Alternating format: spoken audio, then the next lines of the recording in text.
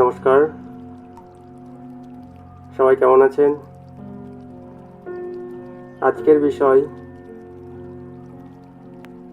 মহালয়ায় পিতৃতর্পণ কেন করা হয় এবং মহালয়া কি এই ব্যাপারে কথা বলবো। মহালয়া বলতে বোঝায় মহৎ এর আলোকে, যেখানে মহতের বাস। আর মহৎ বলতে বোঝায় শ্রেষ্ঠকে। তাহলে মহান আলোক কোনটা? শান্তিলোক বা আনন্দলোক? ত্রিলোকের শ্রেষ্ঠতম লোক হচ্ছে আনন্দলোক বা শান্তিলোক। তাহলে মহালয়ার উপযুক্ত কে? না, মহালয়ার উপযুক্ত হচ্ছে বিশুদ্ধ মানব। মহালয়ার উপযুক্ত হচ্ছে পবিত্র মানব। তখনই একটা মানুষ মহালয়া উপলব্ধি করতে পারবে বা মহালয়াতে পৌঁছাতে পারবে, যখন সে ত্রিবোধ লাভ করবে। এই ত্রিবোধ কি? না, প্রকৃত বোধ, চৈতন্যবোধ এবং আনন্দবোধ।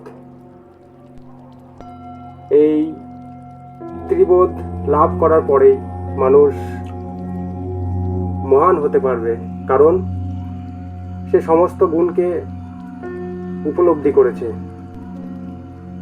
সে ত্রিলোককে উপলব্ধি করেছে, ত্রিবোধকে উপলব্ধি করেছে। সেখানে পৌঁছানো যায় কিভাবে?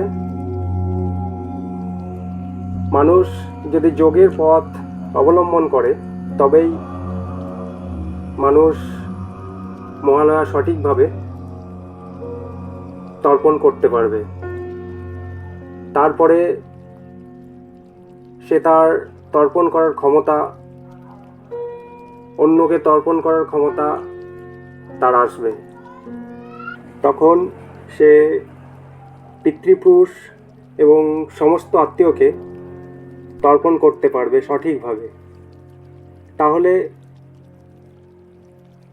তার তৃপ্তি দেওয়ার ক্ষমতা আগে তাকে অর্জন করতে হয়। তারপর সে ওই তৃপ্তি দান করতে পারে এবং সে সবাইকে শান্তি লাভের পথ দেখিয়ে দিতে পারবে। তো মহালয়ার দিন পিতৃতর্পণ কেন করা হয়? মহালয়ার দিন গঙ্গার ঘাটে প্রচুর মানুষকে তর্পণ করতে দেখা যায়, আর যুগ যুগ ধরেই চলে আসছে এই প্রথা। আশ্বিন মাসের অমাবস্যার দিন পালিত হয় এই মহালয়া। এই দিন